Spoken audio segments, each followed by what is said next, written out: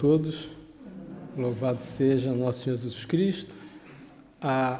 O tema da palestra de hoje é sobre o Pai Nosso, a oração que Jesus nos deixou. Essa prece, ela é singela, né? Na sua forma, ela é simples, né? E ela é uma síntese de todos os deveres que o homem deve ter para com Deus, para consigo próprio e também para com o próximo, né? E às vezes as pessoas, principalmente aquelas que ainda estão começando a conhecer a doutrina espírita, elas podem se perguntar se existe, né, uma oração espírita, vamos dizer assim, se existe uma forma espírita de se fazer a oração, né? Esse Pai Nosso, ele por ser a oração mais conhecida, né, e proferida provavelmente, ela, em contradição, poucas pessoas buscam conhecer com profundidade o ensino que Jesus nos trouxe, né? Isso, o capítulo 28 do Evangelho segundo o Espiritismo fala, então, portanto, com relação às orações, né? Se existe uma oração espírita, uma forma espírita de fazer oração. Eles, então, no capítulo 28, no seu preâmbulo, eles dizem que a forma não é nada, o pensamento é tudo. Faça cada qual a sua prece, de acordo com as suas convicções, de maneira que mais lhe agrade, pois um bom pensamento vale mais do que numerosas palavras que não tocam o coração. Esse capítulo 28 é o último do livro do Evangelho segundo o Espiritismo e é uma coletânea de preces. Ela começa com a oração dominical, porque ela realmente ela é simbólica, foi trazido pelo próprio Jesus, conforme podemos ver em Mateus, no capítulo 6, a partir do versículo 9 até o 13. Então, ela é concisa, ela é simples, é concisa, e ela pode ser considerada como uma obra-prima de sublimidade em função da sua simplicidade. Nós aqui vamos apresentar a oração segundo a tradução que está presente no Novo Testamento, traduzido pelo Haroldo Dutra Dias. Eu preferi assim porque justamente Haroldo Dutra Dias, por ser um espírita e ser um estudante das línguas antigas, ele teria então uma visão que eu considero apropriada para termos essa percepção, né? E nós também vamos mostrar um pouquinho sobre a interpretação que Carlos Pastorino faz dessa oração no livro Sabedoria do Evangelho. E Meimei tem um livro que foi feito para as crianças, que tem esse título, Pai Nosso, em que ela ensina ou busca ensinar o Pai Nosso para as crianças, e junto com a oração ela ilustra com vários exemplos em que ela demonstra então esse ensinamento. Ela começa com uma recomendação de Jesus, né? Essa prece ela tá presente nos evangelhos de Mateus, Marcos e Lucas. Em Mateus ela está mais completa, como nós vamos ver aqui, e em Lucas há a citação de que o discípulo pede para que Jesus os ensine a orar da mesma forma que João Batista fez com os discípulos dele. Então Jesus, no início, ele faz então essas recomendações. Quando orardes, não sereis como os hipócritas, que gostam de orar pondo-se de pé nas sinagogas e nas esquinas das ruas largas, para se mostrarem aos homens. Amém, vos digo que estão recebendo sua recompensa. Haroldo aqui, ele coloca a palavra amém que foi uma transliteração, como ele disse, que é uma expressão da época que significa, que tem como forma de expressar uma concordância, uma confirmação, né? Realmente, de fato, vos digo. E tu, porém, quando orardes, entra em teu quarto interno e, fechando a porta, ora a teu pai em segredo, e teu pai que vê no segredo te recompensará. Aqui no quarto interno, ele tem o sentido de um aposento íntimo, ou seja, na intimidade, porque ele recomenda que a oração ela não deva ser feita como os hipócritas fazem em público, em que ele apresenta uma quantidade de palavras que não tocam o coração. Então, esse recolher, eu não preciso necessariamente entrar num quarto físico, mas entrar no quarto íntimo da alma, falar em repouso, em tranquilidade para o Pai. E o Pai, que percebe, que vê na tua intimidade, ele então vai ouvir e vai atender. Orando, porém, não useis de vãs repetições, como os gentios pensam que com palavreado excessivo serão atendidos. Né? Então, aqui, essa tradução de useis é no sentido mesmo de tagarelar, no sentido de falar demais e, às vezes, fala coisas até mesmo sem sentido. Assim, não vos assemelheis a eles, pois vosso Pai sabe do que tendes necessidade antes de pedirdes a Ele. Muita gente coloca em causa a oração porque, se o Pai sabe a minha necessidade, eu não teria razão para orar, né? Deus sabe das minhas necessidades, do que eu preciso. Para que eu vou orar, então? Ele me atende nas minhas necessidades, porque sabe do que eu preciso, né? Mas nós temos que perceber que o pedido em oração, ele tem a finalidade de nos elevarmos ao Pai, de mostrarmos ao Pai daquilo que nós necessitamos. Porque mesmo assim, às vezes nós pensamos que temos necessidades que são necessidades que não são realmente necessárias, né? Como às vezes nós fazemos orações para conquistar coisas materiais.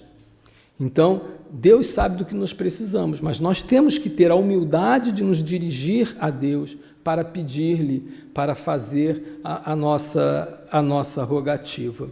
Então, o Pai Nosso, segundo a interpretação de Pastorino, ele começa com uma invocação, e depois tem 3 pedidos que são de natureza espirituais e depois 4 solicitações que têm respeito às necessidades dos homens na matéria.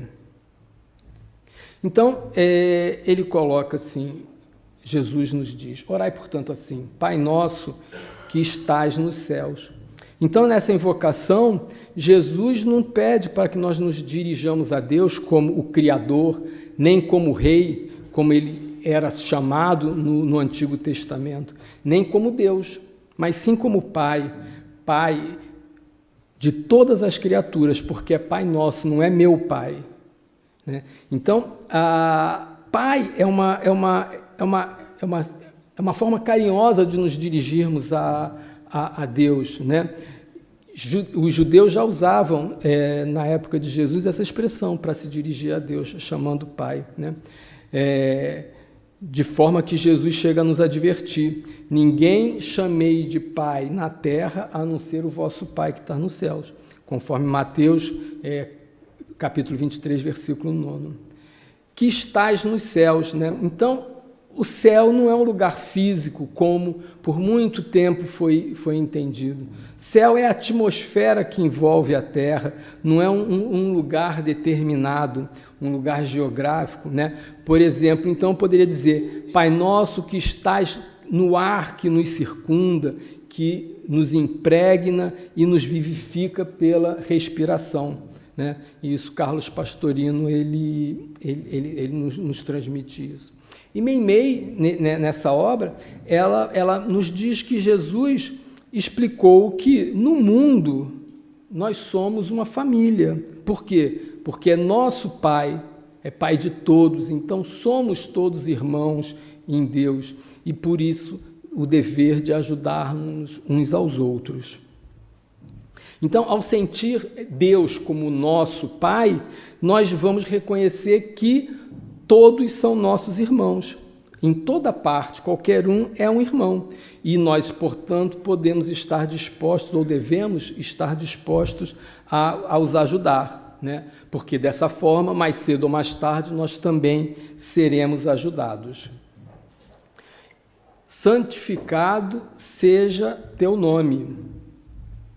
Então, essa é a primeira petição. Santificado seja o teu nome. O nome, ele representa a essência da pessoa, né? Tanto que, na antiguidade, as pessoas eram identificadas pela localidade de onde eles eram, por exemplo, José de Arimateia. Ou então, eles eram identificados pelo nome do pai, né? Fulano, filho de Cicrano. Então, ou seja, o nome representa a essência nossa. Então, santificado seja o teu nome. Em última essência, seja santificado o nome de Deus. Então, essa petição, ela revela, então, a intenção de que todos se santifiquem. Ou seja, santificando o nome do Pai, também se santifique, nos tornemos sadios física e moralmente, né? Porque o Pai possa ser santificado em nós, porque todos nós, cada um de nós, estamos em Deus, né? Então, da mesma forma que um filho diz para o seu pai, para que eu possa honrar o meu pai com o meu comportamento, o nome que meu pai me deu. Venha o teu reino. Então, exprime o desejo de que nos coloquemos sob o reinado do Pai, em espírito, e não de Satanás da matéria. Satanás aqui não tem aquela representação que vulgarmente nós temos, mas Satanás tem a representação de matéria, materialidade. Então, seja santificado o reino do Espírito e não o reino da matéria. Então, as pessoas então devem, nesse sentido, se submeter ao Pai, que sabe governar-nos a todos com a sua justiça, com a misericórdia e também com amor. Meimei, com relação a essa passagem, ela diz que Jesus sabia que só no plano de Deus é que pode ser concebida a verdadeira felicidade. A verdadeira felicidade está no plano espiritual, está na nossa vida espiritual e não na vida material. Então, mas Jesus ainda assim não se limitou a pedir, ele próprio trabalhou para que o reino dos céus fosse construído e nos deu as bases para que fosse construído aqui na terra. Então, Jesus trabalhou para isso e nos deu o exemplo, nos mostrando que nós também devemos construir essa base de felicidade aqui no reino material. Então, venha o teu reino, é um estímulo a cada um para trabalhar também nessa edificação junto com o Pai, porque todos nós somos co-criadores. Seja feita a tua vontade como no céu, também sobre a terra. Então, essa petição ela não está presente no Evangelho de Lucas, só no Evangelho de Mateus e de Marcos. Então, ela manifesta aquela vontade firme de que nós aceitemos a vontade do Pai, a vontade de Deus, o que Ele preza, as ordens de Deus, né? Que são coisas que acontecem na nossa vida sem a nossa interferência. Então, o que é a vontade de Deus na nossa vida? É tudo aquilo que acontece a nós e que nós não somos os agentes, aquilo que não depende de nós.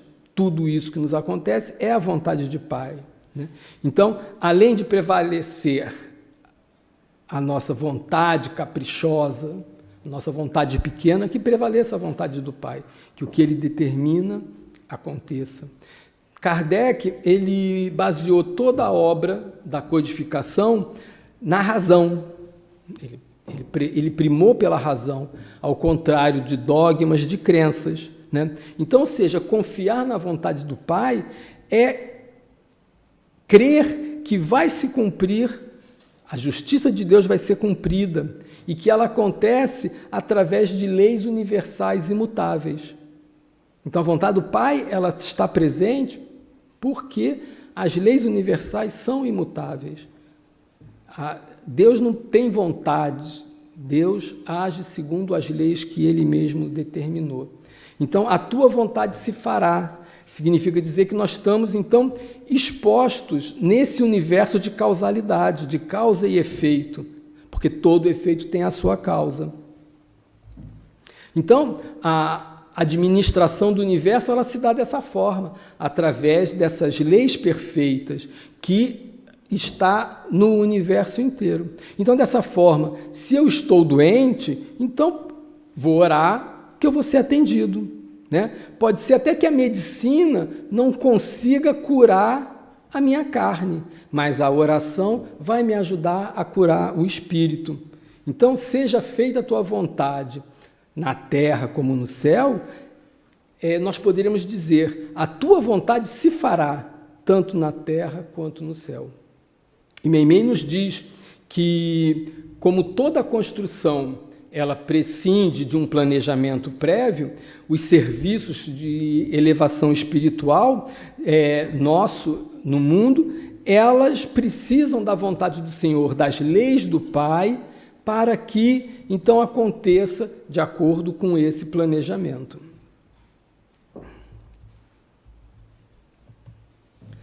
O pão nosso diário dá-nos hoje. Então, dar-nos o pão substancial, né? Esse vocábulo foi transferido como diário, como cotidiano, como de cada dia, mas Orígenes interpreta como significado o pão da subsistência, ou seja, não é necessariamente o pão material, mas também o pão espiritual. E Meimei diz que, mais do que essa significação material, efetivamente, ela tem a ideia de sentimento, tem a ideia de palavra e ação.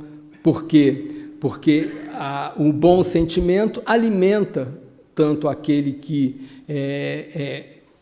tem o sentimento como aquele objeto do sentimento. Então, tem essa característica também. Perdoa-nos nossas dívidas, como também perdoamos nossos devedores. Então, essa é a quinta petição. Perdoa-nos nossas dívidas. O pastorino, ele prefere traduzir como já perdoamos, ou seja, perdoa as nossas vidas como já perdoamos os nossos devedores. Né? Então, Jesus, depois no fim da oração, como iremos ver, ele volta a salientar essa questão do perdão, que vai estar nos versículos 14 e 15. Então, ela traz essa lição da condição do perdão ser indispensável para a libertação espiritual. Então, nós não nos libertaremos sem passarmos pelo perdão, se nós não perdoarmos. Então, essas frases aparecem nos três evangelhos, Mateus, Lucas e Marcos, e Marcos, de toda a lição, ele fixou essa como o resumo básico do nosso aprendizado, né? Então, como se Jesus estivesse querendo dizer, se nós soubermos perdoar realmente, nada mais vai ser preciso fazer, porque fazendo as pazes com os outros, nós vamos conseguir a paz, alcançar a paz em Deus. E Meimei, quanto a isso, ela nos assevera que nós não estamos apenas à espera do benefício para o nosso coração e para a nossa consciência, mas também, da mesma forma, assumindo o compromisso de desculpar todos aqueles que venham nos ofender. E não nos introduza em tentação. Então, esse tem o sentido de conduzir para dentro, segundo a tradução de Haroldo, ou seja, induzir a tentação. Não permite que eu me torne vítima da tentação ou que eu esteja em poder da tentação. Né? Nós temos que lembrar que a tentação não está fora de nós, a tentação está dentro de nós. A tentação justamente é a má avaliação que nós fazemos da nossa própria capacidade. Então, nós somos tentados porque nós não avaliamos que nós ainda não somos capazes de tolerar ou de suportar determinada coisa. Então, às vezes, nós nos atiramos para determinada coisa porque nós não conseguimos avaliar que nós não somos capazes de superar. Então, essa é a tentação, é o que está dentro de nós, né? Então, não nos deixes cair em tentação, é aquele pedido de socorro que nós fazemos para que nós não sejamos colocados em situações que nos experimentem de forma que nós ainda não tenhamos a capacidade de suportar, que nós iremos, então, em consequência, sucumbir fatalmente, porque nós temos determinada fraqueza, né? Então, nós pedimos a misericórdia do Pai para que nos poupe dessas experimentações que possivelmente poderemos fracassar. Então, a tentação, efetivamente, não é o pecado, mas sim a prova que nós passamos. E Lucas fala isso no capítulo 22, versículo 28. Também nós podemos entender, não nos deixar cair em tentação, é não falhar, é não se deixar levar, ou seja, não deixar que eu fale sujeito a determinada tentação. Meimei nos diz com relação a isso que a bondade infinita de Deus, ela não vai permitir que nós venhamos a cair sob as tentações, mas que para isso aconteça, nós temos que fazer a nossa parte, nós temos que colaborar, temos que nos esforçar de algum modo para que o auxílio do Pai chegue até nós. Mas livra-nos do mal. Então, esse termo em grego, livra-nos do mal, ele pode ser tanto masculino, mal, ou neutro, mal. Pastorino nos diz isso. Ou seja, o mal pode ser o indivíduo mal que nos faz maldade, ou o mal em essência, né? Então, a Meimei diz que o Senhor vai nos livrar do mal, mas, entretanto, nós temos que desejar não errar. Ou seja, se eu coloco a mão no fogo, eu vou me queimar, Deus não vai conseguir impedir, né? Então, se nós ainda não estivermos ligados à lei do bem, que vem do céu para nós, né? Que é traduzida na vontade de Deus para conosco, então nós não podemos aguardar nenhuma forma a harmonia ou então o contentamento no nosso coração.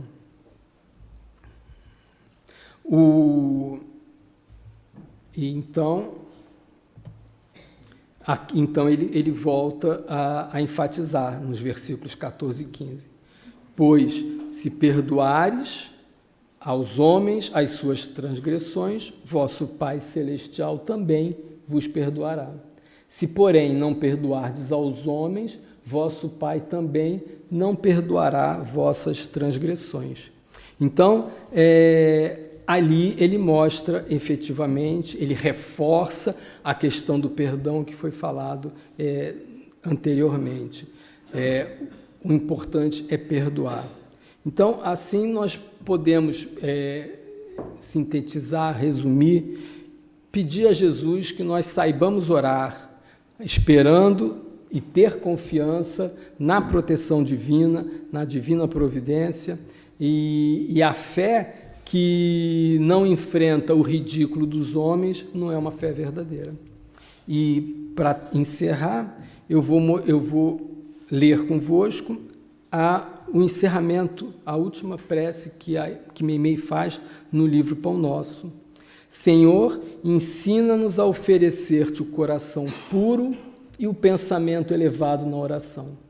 Ajuda-nos a pedir em teu nome, para que a força de nossos desejos não perturbe a execução dos teus desígnios. Ampara-nos a fim de que o nosso sentimento se harmonize com a tua vontade e que possamos cada dia ser os instrumentos vivos e operosos da paz e do amor, do aperfeiçoamento e da alegria, de acordo com a tua lei. Que assim seja.